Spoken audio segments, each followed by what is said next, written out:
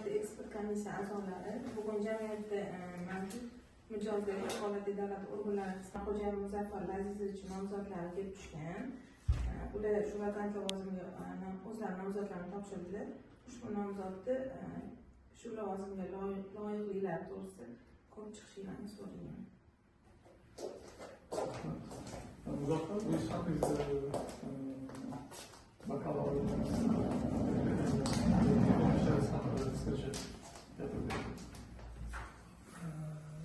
Muzaffar Xo'jayevman 2019-23 yil mobaynida Toshkent davlat iqtisodiyot universitetini jahon iqtisodiyoti va xalqaro iqtisodiy munosabatlar yo'nalishi bo'yicha bakalavr tugatganman va bir vaqt o'zida 4-kursda Malayziya davlatini Kuala Lumpurda joylashgan University of Malayada biznes va iqtisodiyot fakultetida 6 oy almashinuv dasturida ishtirok etib o'qib kelganman.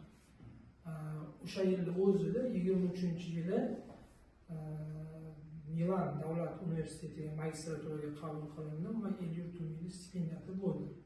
23-25 yillar mobaynida iqtisodiyot va siyosatshunoslik yo'nalishi bo'yicha magistraturani tugatib O'zbekistonga qaytib ish faoliyatimni boshlaganman.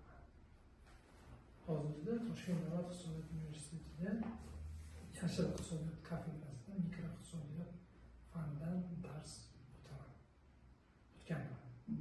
Magistraturada o'qiganingizda qaysi mavzularga qiziqqansiz? Diplom mavzungiz nima bo'lgan? Magistraturada yo'nalish keng qamrovli bo'lganligi sababli iqtisodga ham, siyosatga ham aloqador fanlar bo'lgan, lekin men iqtisodiy yo'nalish tanlaganman. Ikkita siyosatshunoslikka aloqador fanlar ham bo'lgan, bu positive political theory yoki o'ngillar nazariyasi. Oligopoliya sharoitida masalan o'yin ishtirokchilari umuman iqtisodiy agentlarni qanaqa qarorlar qabul qilishi, bir-birini qarorlarini bilgan holda va bilmagan holda necha kun bo'limdaydi, shunga aloqador masalan fanlar, undan tashqari mikro, makro iqtisodiyot fanlarini o'rganganmiz. Diplom mavzusi to'g'risida aytadigan bo'lsam, heterogeneity in the marginal propensity to consume evidence from Italy deb nomlanadi, inglizcha so'zlayman. Ya'ni demak Italiya uy xo'jaliklari orasida ya'ni Italiya uy xo'jaliklari demak 8000 dan ortiq uy xo'jaliklarida kvantitativ miqdoriy so'rovnoma asosida dataset Italiya Markaziy banki tomonidan yig'ilgan va savol shunday iborat ediki, agar sizga qo'shimcha 1000 euro shartli ravishda oyligingizga daromad kelib qolsa, uni necha foizini jamg'armaga ishlatasiz, necha foizini sarflaysiz? Sarflaganda ham durubelgami, non-durubelga sarflaysizmi degan savol.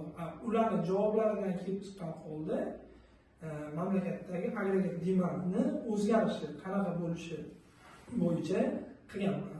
Xulosalar shuni ko'rsatdiki, demak, uy xo'jaliklarini 3 turga bo'ldik: low, middle va high income families, ya'ni past, o'rta va yuqori daromadga ega bo'lgan uy xo'jaliklari va ularning demografiyasi, irqi, kelib chiqishi, migrant bo'lib kelganmi yoki mahalliy aholimi, tub aholi hisoblanadimi, demografiyasini ham inobatga olgan holda shuni ko'rsatdiki, ularning javoblaridan demak past daromadga ega bo'lgan uy xo'jaliklari qo'shimcha kelgan 1000 euroni ko'proq qismini sarflashga moyil va bundan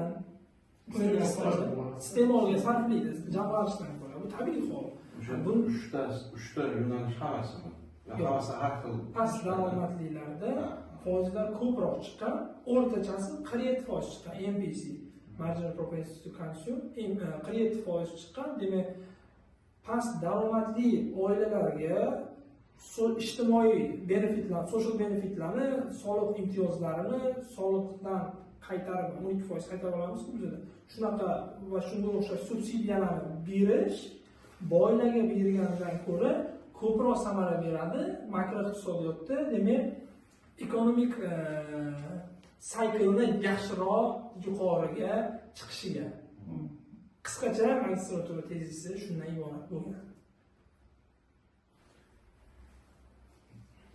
Bizda bu sohani, bu ishlarni kim qiladi? Qanaqa yo'lga qo'yilgan? Demak, hozirgi paytda odatda tadqiqot ishlari bilan, iqtisodiy tadqiqotlar bilan turli xildagi iqtisodiy iqtisodiy, siyosiy institutlar shug'ullanadi. Bundan bo'lishi mumkin think tanklar bo'lishi mumkin. O'zbekistonda hali bilinmaydi to'g'risi, bu bor yo'qligini, Milan shahrida bor-edi, dunyoda to'p'untalik turadigan think tank. Men bilganim strategik islohotlar agentligi bor adashmasam. Bular tadqiqot qilishyapti hozirda.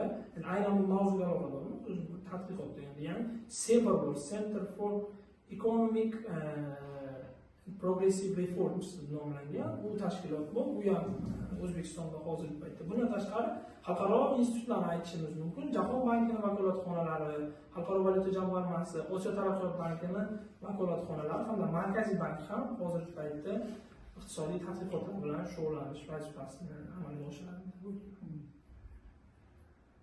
Moliya sohasi haqida endi kapital bozori xususan o'sha haqida ham bir qisqacha nimadan bilasiz? Xo'p, kapital bozori yo'nalishni bevosita iqtisod bo'lgani uchun moliya sohasida bo'ladigan bo'lsa, qimmatli qog'ozlar bozori haqida aytish mumkin. Masalan, aksiya, obligatsiyalarni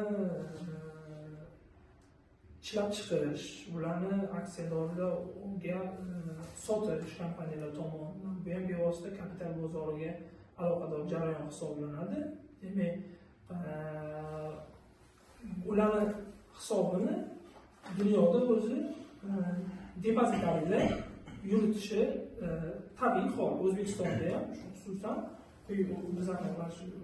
ushbu tashkilot, ya'ni qimmatli qog'ozlarning markaziy depozitariysi deb nomlangan tashkilot, ya'ni qimmatli qog'ozlarning hisobini yuritishga mas'ul tashkilot hisoblanib, demak, investorlar, aksiyadorlar o'rtasida qaysidir ma'noda bir link vazifasini bajarib, ularga yordam berib, turli xildagi xizmatlarni ko'rsatish vazifasi bilan shug'ullanadi. Aksiyadorlik jamiyati ko'rinishida dastavval aksiyadorlik jamiyati bo'lmagan ekan, 99-yilda asos solingan, 23-yildan boshlab aksiyadorlik jamiyati deb o'zgartirish kiritilgan va Markaziy bank to'liq aksiyador 100% aksiyalariga egalik qiladi. Demak, masalan, qo'shimcha emitentlarni aytishimiz mumkin. Yirik aksiyalarni ta'minlab beruvchi, O'zbekistonda aksiyalarning chiqarilishini ta'minlab beruvchi 728 dan ortiq emitentlarni mavjudligi, yiriklaridan sanash mumkin. Ipoteka bankini aytsak bo'ladi, O'zbek kombinat, Agenka, Olmaliqdagi oltinni qayta ishlash metallurgiya sohasiga aloqador bo'lgan. Shular, demak, qaysi ma'noda kapital bozori ishtirokchilari deb nomlagan bo'ladi.